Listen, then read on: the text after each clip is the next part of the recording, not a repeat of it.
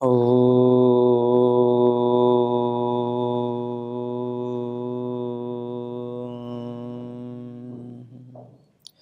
विश्वानि देव सवितरदुरितानि परासुव यद्भद्रं तन्न आसुव। ॐ सहना भवतु सहनौ भुनक्तु सह वीर्यं करवावहै तेजस्विनावधीतमस्तु मा विद्विषावहै।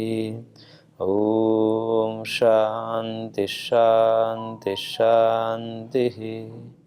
ओम कृष्णाय वासुदेवाय हरये परमात्मने प्रणतः क्लेशनाशाय गोविंदाय नमो नमः। ओम श्री परमात्मने नमः।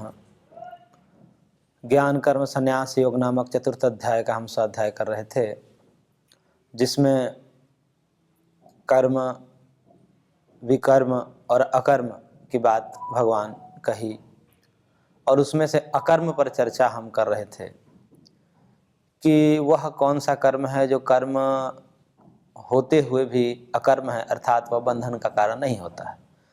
तो किस प्रकार से कर्म किया जाए ताकि वह बंधन का कारण न बने, और वही अकर्म कहलाया।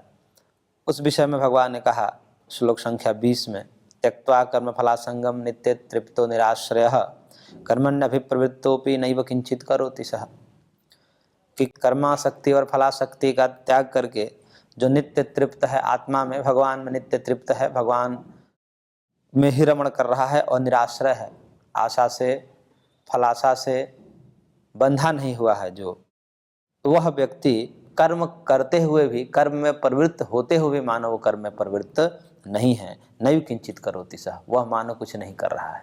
कर सब रहा है, लेकिन राग न होने के कारण मानव वह कुछ नहीं कर रहा है। और फिर आगे भगवान ने कहा, निराशीर्यत चित्तात्मा त्यक्त सर्व परिग्रह शारीरम केवलम कर्म कुर्वन् आपनोति किल्बिषम्।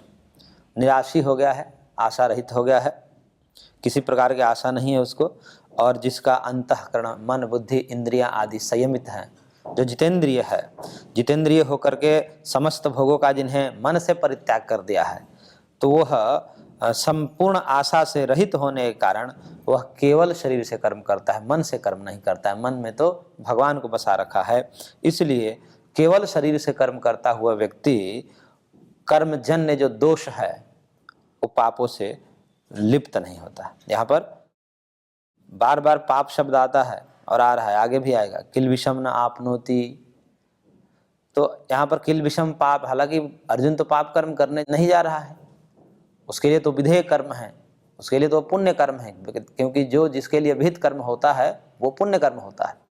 तो बार बार पाप कर्म इसलिए कहा जा रहा है कि न पापम अवाप्नोति या न किल विषम अवाप्नोति इत्यादि जो कथन आ रहे हैं, इसका मतलब भगवत प्राप्ति की दृष्टिकोण से पुण्य कर्म भी एक प्रकार का पाप ही होता है, क्योंकि वो भी बंधन का कारण होता है।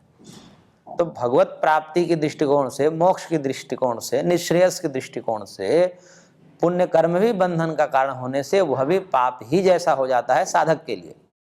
एक ब्रह्मज्ञानी के लिए, एक भगवान के भक्त के लिए पुण्य कर्म भी पाप जैसा हो जाता है। इसलिए यहाँ पर नापनोति किल विषम, यानी कि पाप से वो युक्त नहीं होता है, पाप को प्राप्त नहीं होता है, इसका तात्पर्य पुण्य कर्म ही है, लेकिन भगवत दृष्टिकोण से वही बंधन का कारण होने से पाप जैसा होता है। पाप तो नहीं होता, परंतु पाप जैसा होता है, क्योंकि वो भगवत प्राप्ति नहीं करा रहा है, उसमें भी स्वार्थ है। पुण्य कर्मों में भी स्वार्थ है, वो भी हम इसलिए कर रहे हैं क्योंकि हमें भी कालांतर में, दूसरे जन्म में अच्छा से अच्छा शरीर, अच्छे से अच्छे भोग सामग्री प्राप्त हो, इस स्वार्थ से वशीभूत होकर के हम पुण्य कर्म कर रहे हैं। तो वो भी मानव भगवत प्राप्ति में बाधा होने से पाप ही है, इसलिए पाप कहा। और फिर आगे भगवान ने कहा श्लोक संख्या 22 में कि यदृच्छा लाभ संतुष्टो द्वंद्वातीतो विमत्सरः समः सिद्धावसिद्धौ च कृत्वापि न निबध्यते। कि जो भगवान के विधान के द्वारा पूर्ण पुरुषार्थ पूर्वक जो भी फल प्राप्त हो गया है उससे संतुष्ट है, जिसको जो भी फल प्राप्त हो गया है भगवान के विधान के अनुसार उसमें संतुष्ट है। कोई द्वंद्व नहीं है, कोई राग नहीं है, कोई द्वेष नहीं है, कोई हर्ष नहीं है, कोई शोक नहीं है। इस प्रकार से हर्ष और शोक से रहित और किसी से कोई द्वेष भी नहीं उसको, विमत्सरः, किसी से ईर्ष्या भी नहीं है, और सिद्धि और असिद्धि में सम है। सिद्धि का मतलब उसका कार्य सिद्ध हुआ, परिणाम अच्छा हुआ अथवा नहीं हुआ, सफल हुआ अथवा असफल हुआ। तो सफलता और असफलता, सिद्धि और असिद्धि में जो सम हो चुका है, तो वह व्यक्ति कृत्वापि न निबध्यते, कर्म करते हुए भी वो बंधन में नहीं आता। तो इस प्रकार से ऐसे कर्म अकर्म कहलाते हैं, जो कर्म करते हुए बंधन का कारण नहीं होते। और आगे भगवान कह रहे हैं श्लोक संख्या 23 में, गत संगस्य मुक्तस्य ज्ञानावस्थित चेतसः यज्ञाया शरतः कर्म समग्रम प्रविलीयते। करें गत संगस्य मुक्तस्य ज्ञान अवस्थित चेतसः, जो निरंतर ज्ञान में अवस्थित है, जिनका चित्त निरंतर ज्ञान में अवस्थित है, यानी कि भगवान में रमण कर रहा है जिसका चित्त, भगवान एक क्षण के लिए भी जिसके मन से विस्मृत नहीं हो रहे हैं, कर्म कर रहा है, लेकिन कर्म करते हुए भी उसकी जो स्मृति है वह भगवदाकार कारिता है, उसकी वृत्ति जो है भगवदाकार कारिता है, उसके मन से, उसके स्मरण से, उसकी स्मृति से भगवान निकल ही नहीं रहे। तो ऐसे जो ज्ञानावस्थित चित्त वाला है, जिसका निरंतर चित्त भगवान में लगा हुआ है, और जिसका गत संगत से आसक्ति, राग, स्वार्थ चला गया है और मुक्त हो चुका है, देह से भी अभिमान रहा हो, किसी प्रकार का उसे कोई अभिमान नहीं रहा, देहासक्ति भी नहीं रही, देह से भी अब ऊपर उठ चुका है, क्योंकि जैसे ही भगवान में रमण करते हैं तो देह की सुध भूल जाते हैं। नहीं तो यदि भगवान का स्मरण नहीं करेगा, जिसके बुद्धि का विषय भगवान नहीं बने हैं, उसके लिए शरीर और संसार ही बुद्धि का विषय बनता है, तो शारीरिक स्तर पर जीता है, और शारीरिक स्तर पर जीतने से इंद्रियों से होने वाले जो सुख हैं, उपभोग हैं, उसी में रमण करता है। लेकिन जो इससे ऊपर उठ चुका है, परमात्मा में जो रमण कर रहा है, वो इंद्रियों से ऊपर उठ चुका होता है। इंद्रियों से जो ऊपर नहीं उठता वो परमात्मा में रमण कर ही नहीं सकता। इसलिए जिसकी बुद्धि भगवान में लग गई वो तो देह भाव से ऊपर उठ ही जाता है। इसलिए मुक्त कहा कि वो जो देहाभिमान से भी मुक्त हो चुका है, ऊपर उठ चुका है। और उसके कर्म कैसे हैं? तो भगवान करे कि यज्ञाय आचरतः समग्रम कर्म प्रबलीयते, यज्ञ के लिए है। यज्ञ का यहाँ पर तात्पर्य व्यापक अर्थ से है कि यज्ञ में एक भावना होती है कि इदं न मम, यह मेरा नहीं है, ये जो कुछ भी है, इदम राष्ट्रा इदं न मम, ये मेरा नहीं है, राष्ट्र के लिए है, भगवान के लिए है। इस प्रकार से जो यज्ञ में ये भावना होती है, इसी भावना को लेकर के जो कर्म करता है, मानो ये मेरा नहीं है, ये मेरे द्वारा कृत नहीं है, मैं इसका कर्ता नहीं हूं, अभी तो मेरा कर्ता तो स्वयं भगवान ही है। इस भाव से जो कर्म करता है, तो कह रहे हैं भगवान समग्रम कर्म प्रविलीयते, उसके सारे कर्म विलीन हो जाते हैं। यानी कर्म विलीन होने का मतलब कर्म निष्फल हो जाते हैं। निष्फल का तात्पर्य यहाँ पर जन्म रूपी फल से है कि जन्म रूपी फल दिलाने वाला नहीं होता है, और जन्म दुख का कारण है, इसलिए दुख रूपी फल दिलाने में जो निष्फल हो जाता है, मानो विलीन हो गया। तो इस प्रकार से जो कर्म करता है, मैं और मेरेपन की भावना से रहित होकर के, स्वार्थ से रहित होकर के, राग द्वेष से रहित होकर के, देहाभिमान से ऊपर उठ करके, आत्मभाव में स्थित होकर के, सब मेरे हैं, मेरे में सब है और मैं सब में हूं, इस प्रकार की भावना से जो युक्त होकर के कर्म करता है, मानो उसके सारे कर्म विलीन हो गए, यानी कि अब वो बंधन में डालने वाले नहीं होंगे। ऐसे कर्म अकर्म कहलाते हैं, वो बंधन के कारण नहीं बनते। और उसी भाव को बता रहे हैं भगवान कि वो कर्म करते समय ऐसे कर्मयोगी की कैसी भावना होती है, क्योंकि ज्ञान अवस्थित चेतसः, उसका चित्त ज्ञान में अवस्थित हो गया, भगवान में अवस्थित हो गया है।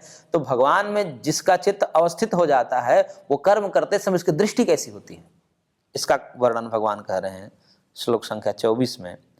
ब्रह्मार्पणम ब्रह्महविर्ब्रह्माग्नौ ब्रह्मणाहुतम ब्रह्मणैव तेन गंतव्यम ब्रह्म कर्म समाधिना। करें भगवान कि ब्रह्मार्पणम ब्रह्महवि, उसके लिए जो अर्पण है, अर्प्यते अनेन इति अर्पणम श्रुवादि आदि का यहाँ पर कथन किया जाता है कि हवि अर्प्यते अनेन इति अर्पणम श्रुगादि, जो भी साधन है, क्योंकि यहाँ पर यज्ञ के लेकर को बात कर रहे हैं, यज्ञ को दृष्टांत देकर के समझाने का प्रयत्न कर रहे हैं। यज्ञ से यहाँ पर व्यापक अर्थ लिया जाएगा, परंतु प्रसंग में यज्ञ से समझा करके और अन्यों में ये घटा लेना चाहिए कि जैसे यज्ञ के लिए कर्म करता है जो, यानी कि यह मेरा नहीं है, इस भाव से जो कर्म करता हूं, मैं इस कर्म का करता नहीं हूं, जो भी है ये सब मेरा नहीं है, सब राष्ट्र का है, सब भगवान का है, सब समाज की सेवा के लिए, इस प्रकार से जो यज्ञ के लिए कर्म करता है, उसमें वो क्या कहता है कि अर्पणम ब्रह्म। ये जो अर्पण है, यानी कि अर्पण करने के लिए वहाँ कुछ संसाधन होते हैं, सुरवा आदि, चम्मच इत्यादि, जिसमें यज्ञ में हम आहुति डालते हैं। तो वो जो कर्म करने के जो साधन है, सुरवा आदि, उसको भी वो कहता है कि ब्रह्म ही है। ये सुरवा यानी कि कर्म के साधन भी ब्रह्म ही है। और हविर ब्रह्म, और ये हवि भी क्या है, हवन में जो डालने योग्य जो सामग्री है, द्रव्य है, ये हवि भी ब्रह्म ही है। तो कर्म के साधन भी जो सुरवा आदि है, द्रव्य आदि है, ये भी साक्षात ब्रह्म ही हैं। और ब्रह्मणा ब्रह्माग्नौ हुतम, ब्रह्म के द्वारा ब्रह्माग्नि में हवन किया जा रहा है, यानी कि ये हवन करने वाला भी ब्रह्म है और जिसमें आहुति दी जा रही है अग्नि में, वो अग्नि भी साक्षात ब्रह्म है। इस प्रकार की भावना से ओतप्रोत होकर के और वह कर्म करता है। और तेन ब्रह्म कर्म समाधिना, यानी कि ब्रह्म कर्म में स्थित रहने वाला योगी के द्वारा प्राप्त किए जाने वाला जो फल है वो भी ब्रह्म ही है। यानी कि देखिए यहाँ पर सब कुछ ब्रह्ममय दिख रहा है। जिसका चित्त ब्रह्मनिष्ठ हो गया है वो सब जगह ब्रह्म को ही देख रहा है। ये जो कर्म के साधन हैं वो भी ब्रह्म है। कर्ता मैं साक्षात मैं भी ब्रह्म हूँ, क्योंकि मेरे अंदर जो क्रिया आ रही है, मेरे अंदर जो ज्ञान शक्ति है, क्रिया शक्ति है, संकल्प शक्ति है, सब भगवान से ही है, तो मानो भगवान ही है। तो मेरे अंदर जो सामर्थ्य आ रहा है ये भी भगवान है, जो मैं क्रिया कर रहा हूँ ये भी भगवान है, जिसके माध्यम से कर रहा हूँ संसाधनों के द्वारा वो भी भगवान है, जिसमें कर रहे हैं, जिसमें आहुति दे रहे हैं वो भी भगवान है, और जो फल प्राप्त होगा वो भी भगवान है। इस प्रकार से दृष्टि होती है जो जिसका चित्त निरंतर ब्रह्म में रमण करता है, वो सब जगह ब्रह्म को देखता है, यानी कि सब में अभेद दृष्टि रखता है, ब्रह्म के अतिरिक्त उसको नजर ही नहीं आता कुछ भी। तो इस प्रकार के दृष्टि से जब युक्त होता है और सब जगह देखता है कि सब भगवान ही कर रहे हैं, वो सब जगह चाहे बुरा हो या भला हो, ये भगवान की माया शक्ति है। किसी को उसके कर्मों के अनुरूप बुरा फल भी दिलाते हैं, भगवान ही देते हैं, लेकिन उसके कर्म को ध्यान में रख करके देते हैं। इसलिए वो जो भी बुरे से बुरे लोग हैं वो सब भगवान से ही हैं, अच्छे से अच्छे लोग सब भगवान से ही हैं, क्योंकि नियंत्रण तो सब करने वाले भगवान ही हैं। क्योंकि जिसके कर्म खराब हैं उसको अच्छा कैसे बना सकते हैं भगवान। तो जबरन उसको जो है, जिसके प्रारब्ध में, जिसके कर्म में दोष रहता है, पाप रहता है, उसको आप कितना भी समझा लीजिए, कितना भी ज्ञान दे लीजिए, लेकिन भगवान उसके बुद्धि पर ऐसा नियंत्रण करते हैं कि कर्म में पाप है तो आप चाह करके भी उसे सुखी नहीं बना सकते। उसका सत्कर्म पर नहीं हो जाएगा, असत्कर्म। क्यों? क्योंकि पाप कर्म है मूल में। तो इस प्रकार से जब हम सोचते हैं, देखते हैं, तब कहते हैं कि देखिए भगवान कैसे सबको नचा रहे हैं। तो सब ही नचावत राम गोसाई वाली जो बात है, वह दृष्टि यहां पर विकसित हो जाती है उस साधक की। सब जगह कहीं भेद नहीं देखता और किसी से द्वेष भी नहीं करता। व्यवहार में भले ही वह यह कह सकता है कि इसके साथ रहेंगे, इसके साथ नहीं रहेंगे, इसके साथ रहना चाहिए, नहीं चाहिए, परंतु द्वेष नहीं करेगा। पापी के साथ भी द्वेष नहीं कर सकता। पाप कर्म का निदान करना, उसके लिए प्रयत्न करना तो ये कर सकता है, परंतु पापियों से भी द्वेष नहीं करता। तो इस प्रकार से सब जगह ब्रह्म ही ब्रह्म है, ऐसी भावना से ओतप्रोत होकर के जिसका अंतःकरण भावित है, उसके सारे कर्म मानो विलीन हो जाते हैं। वो कर्म बंधन का कारण नहीं बनते, वो अकर्म की श्रेणी में आ जाते हैं। अब यहाँ पर कुछ लाक्षणिक यज्ञों का वर्णन यहाँ पर भगवान करने जा रहे हैं। कुछ यज्ञ हैं जो आगे भगवान वर्णन करने जा रहे हैं। यज्ञ सदृश हैं, क्योंकि यज्ञ तो एक अग्निहोत्र में हम समझते हैं कि यज्ञ मतलब अग्निहोत्र, हवन, होम, उसको हम यज्ञ कहते हैं, अग्निहोत्र कहते हैं। परंतु यहाँ पर हम पहले ही बता चुके हैं कि यज्ञ व्यापक अर्थ में है। जहाँ में जैसे पूर्व में भी श्लोक संख्या 23 में यज्ञाय आचरतः कर्म आया है, यज्ञ के लिए कर्म कर रहा है। यज्ञ के लिए अर्थात इदं न मम की भावना से जो कर्म कर रहा है, ये मेरा नहीं है, मैं और मेरेपन की भावना का त्याग करके जो कर्म करता है। अथवा इसका और भी तात्पर्य होगा कि जैसे यज्ञ होता है तो यज्ञ में हमें त्याग करना पड़ता है। यज्ञ में हम यज्ञ करेंगे तो उसमें सामग्री का, अपने पैसे का खर्च करना पड़ेगा, सामग्री का त्याग करना पड़ेगा।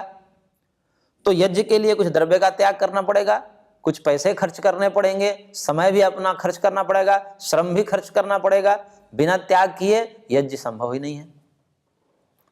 इसलिए यज्ञ जैसे त्याग पूर्वक किया जाता है, ऐसे ही मानो सब कर्म त्याग पूर्वक कर रहा है। सब कर्मों में त्याग है, व्यक्तिगत सुख की कामना नहीं है, सब त्याग कर रहा है, अपने सुख का त्याग कर रहा है, राग द्वेष का त्याग कर रहा है, अहमत्व ममत्व का त्याग कर रहा है। इस प्रकार त्याग पूर्वक जो कर्म करता है उसके सारे कर्म अकर्म कहलाते हैं, वो बंधन में नहीं आते। तो इस प्रकार से कुछ यज्ञ का यहाँ पर केवल यज्ञ अग्निहोत्र होम ही नहीं है, अपितु इसके अतिरिक्त भी यज्ञ हैं कुछ, उन यज्ञों का यहाँ पर भगवान वर्णन करने जा रहे हैं और कह रहे हैं श्लोक संख्या 25 में, दैवमेवापरे यज्ञं योगिनः पर्युपासते ब्रह्माज्ञावपरे यज्ञं यज्ञेनैव उपजिह्वति श्रोत्रादीनि इन्द्रियाण्यन्ये संयमाग्निषु जुह्वति शब्दादीन् विषयानन्ये इन्द्रियाग्निषु जुह्वति।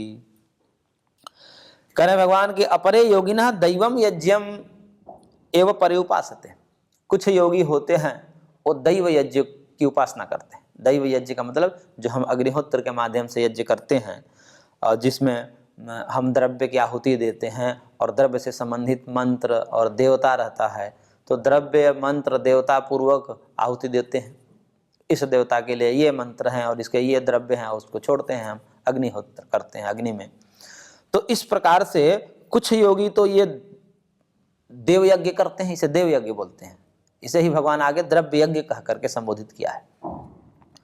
तो कई प्रकार के यज्ञ संपादित किए जाते हैं, अलग अलग व्यक्तियों के द्वारा अलग अलग प्रकार के यज्ञ रूपी कर्म में सब संलग्न रहते हैं।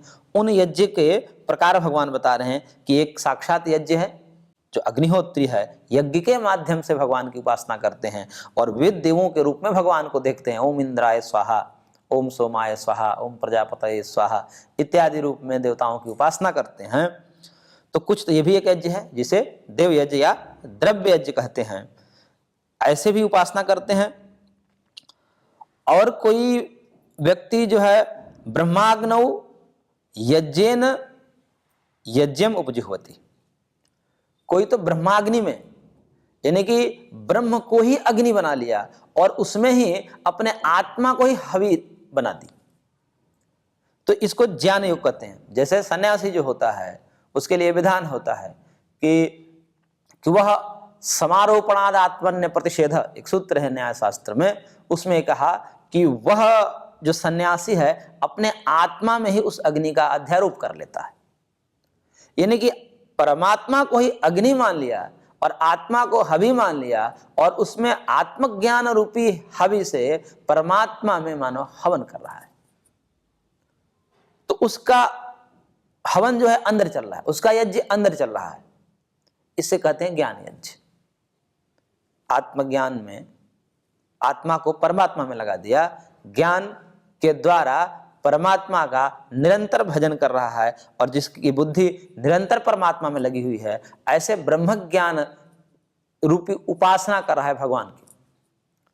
तो ब्रह्म ज्ञान के द्वारा मानव यज्ञेन यज्ञम उपजिह्वति, यज्ञ के द्वारा यज्ञ का, क्योंकि यहां पर यज्ञ के द्वारा यज्ञ को कहा है, भगवान को भी यज्ञ शब्द से कहा जाता है। यज्ञेन यज्ञमयजन्त देवास्तानि धर्माणि प्रथमान्यासन तेह नाकम महिमान सुचंत यत्र पूर्वे साध्यासन्ति देवाः, मंत्र जो वेद में आते हैं उसमें वहां पर कहा गया है कि यज्ञेन यज्ञमयजन्त देवाः, यज्ञ के द्वारा यजनीय पुरुष जो भगवान हैं उनको देवताओं ने सबसे प्रथम उपासना की। तो यज्ञेन यज्ञम उपजिह्वति, यज्ञ के द्वारा यज्ञ को यानी कि यजनीय पुरुष को, परमात्मा को पहले सृष्टि के प्रारंभ में देवताओं ने किया और वहां से परंपरा चली। तो कुछ लोग इस प्रकार से ज्ञान यज्ञ के द्वारा परमात्मा का यजन करते हैं, पूजन करते हैं, इसे ज्ञान यज्ञ कहते हैं। तो वहां पर भगवान ही अग्नि है, ब्रह्म ही अग्नि है और आत्मा ही वहां पर हवि समझनी चाहिए। तो ये दूसरा यज्ञ हो गया। और एक तीसरा यज्ञ भगवान कह रहे हैं कि कई लोग क्या हैं, तप यज्ञ करते हैं। द्रव्य यज्ञ हो गया, ज्ञान यज्ञ हो गया, अब तप यज्ञ कह रहे हैं कि श्रोत्रादीनि इंद्रियाणि अन्य संयमाग्निषु जुह्वति। बहुत लोग हैं कि अपने इंद्रियों को संयमित करते हैं, नेत्र को, कान को, जिह्वा को, त्वचा को, इन इंद्रियों को, और आदि शब्द से ले लीजिए, ज्ञान इंद्रिय, कर्म इंद्रिय, सबका ले लीजिए, वाक पाणी पाद पाई उपस्थ, चक्षु श्रोत्र वाक त्वक इत्यादि, इन सबको ले लीजिए। तो कुछ लोग क्या करते हैं कि इंद्रियों को संयमित करते हैं, एक मर्यादा में रखते हैं कि मेरे को ये नहीं देखना है, ये नहीं सुनना है, ये नहीं चखना है, ये नहीं स्पर्श करना है। इस प्रकार से संयमित करते हैं, मर्यादा में लगे। शास्त्र की मर्यादा में, जो शास्त्र में मर्यादा बनाई गई है कि ये देखना, ये छूना, ये चखना, ये नहीं चखना, ये नहीं छूना, ये नहीं देखना इत्यादि मर्यादा में रखते हैं, तो मानो उनकी मर्यादा ही वो अग्नि हो गई, वो संयम ही अग्नि हो गई, और उस संयम रूपी अग्नि में अपने इंद्रियों को, विषयों को मानो आहुति दे रहे हैं, जला रहे हैं। संयम रूपी अग्नि में अपने इंद्रियों के विषयों को वो जला रहे हैं, इसलिए ये भी एक प्रकार का यज्ञ हो गया। ये भावना ही है सब, ये भावना से यज्ञ, तप भी एक यज्ञ हो गया कि संयम रूपी अग्नि में वह श्रोत्र आदि इंद्रियों को, अन्य मतलब कुछ भिन्न लोग इस प्रकार से उपासना करते हैं, इस यज्ञ में लगे रहते हुए कि अपने इंद्रियों को संयमित करते हैं। संयम क्यों? क्योंकि संयम करने में कष्ट होता है, संयम में जलना पड़ता है, क्योंकि इंद्रियों का अभ्यास पूर्वक रहता है, विषयों के भोग का अभ्यास रहता है, और जैसे ही संयम करते हैं तो जलना पड़ता है। इसलिए मानो वो संयम ही अग्नि है, और उसमें अपने इंद्रियों को हवि दे रहे हैं, यानी कि भोग नहीं कर रहे हैं, त्याग कर रहे हैं। तो ये तप यज्ञ है। और कुछ लोग हैं कि शब्दादीन विषयान अन्य इंद्रियाग्निषु जुह्वति। कुछ लोग ये है कि इसको स्वाध्याय यज्ञ कहते हैं। इंद्रिय ही यहां पर अग्नि हो गई, वहां पर तो पहले संयम अग्नि थी, और यहां पर इंद्रिय रूपी अग्नि में शब्दादि विषयों का हवन करते हैं, यानी कि इंद्रियां अग्नि हो गई, और इसमें शब्दादि विषयों का हवन करने का मतलब ये होगा कि शब्द भोग नहीं कर रहे हैं, अभी तो शास्त्र श्रवण कर रहे हैं, अधिक से अधिक शास्त्र सुन रहे हैं, भगवान की चर्चा सुन रहे हैं, सत्संग सुन रहे हैं। इस प्रकार से वह सत्संग, स्वाध्याय इत्यादि में रत हैं, मानो इंद्रियों को ही उन्होंने अपना अग्नि बना लिया, और उसमें अच्छी अच्छी बातें भर रहे हैं, अच्छी चीजें देख रहे हैं, अच्छी चीजें छू रहे हैं, भोजन कर रहे हैं। इस प्रकार से वह मानो अपने इंद्रिय रूपी अग्नि में विषयों रूपी हवि का यजन कर रहे हैं। लेकिन यहाँ पर विषय कौन होने चाहिए? शब्दादि विषय शास्त्रोचित होने चाहिए। शास्त्र में जो कहे गए हैं, जो शब्द हैं, आदि से रूप आदि भी ले लेना चाहिए।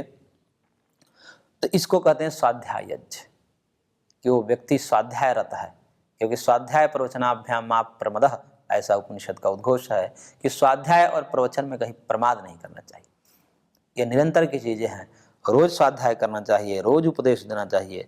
इस प्रकार से शब्द आदि जो द्रव्य हैं, द्रव्य सदृश हो गए और इंद्रियां अग्नि हो गई, तो उस शास्त्र में रमण करने वाले जो लोग हैं, नित्य सत्संग श्रवण कर रहे हैं, तो मानो उनकी इंद्रियां ही अग्नि हो गई और शब्द आदि विषय ही उसमें हवि हो गए।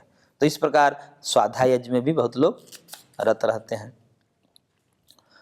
और आगे भगवान कह रहे हैं, 5 प्रकार के यज्ञ बताए हैं। सर्वाणि इंद्रिय कर्माणि प्राण कर्माणि चापरे आत्मसंयम योगाग्नौ जिह्वति ज्ञान दीपिते द्रव्य यज्ञास्तपो यज्ञा योग यज्ञास्तथा परे स्वाध्याय ज्ञान यज्ञाश्च यतयः संसित व्रताः। करेंगे अपरे कुछ लोग, यानी कि इससे भिन्न और भी कुछ लोग हैं, वो इस प्रकार से हवन करते हैं, यज्ञ करते हैं। वो सर्वाणि इंद्रिय कर्माणि, समस्त इंद्रिय के कर्मों का पूर्ण रूप से, और साथ में प्राण कर्माणि, प्राणों की क्रियाओं को भी, लेकिन जो श्वास प्रश्वास ले रहे हैं हम, इस श्वास प्रश्वास की क्रियाओं को भी, जो ज्ञान दीपिते, ज्ञान से प्रकाशित आत्म संयम योगाग्नौ जिह्वति, आत्म संयम रूपी योगाग्नि में हवन कर देते हैं। ये योग यज्ञ है। योगी लोग करते हैं कि समस्त इंद्रियों और प्राणों को रोक करके ध्यान धारणा समाधि के माध्यम से, ध्यान धारणा और समाधि के माध्यम से प्राणायाम आदि जो प्रक्रिया अष्टांग योग की बताई गई है, यम नियम आसन प्राणायाम प्रत्याहार धारणा ध्यान समाधि, उस प्रक्रिया के माध्यम से अपने समस्त इंद्रियों के कर्मों को और प्राण कर्मों को रोक करके मानव आत्म संयम रूपी अग्नि में उसका हवन करते हैं और उससे उनको क्या मिलता है? ज्ञान प्राप्त होता है, ज्ञान की दीप्ति होती है। ज्ञान दीप्तिराविवेक ख्याते हैं, जो योग सूत्र में कहा।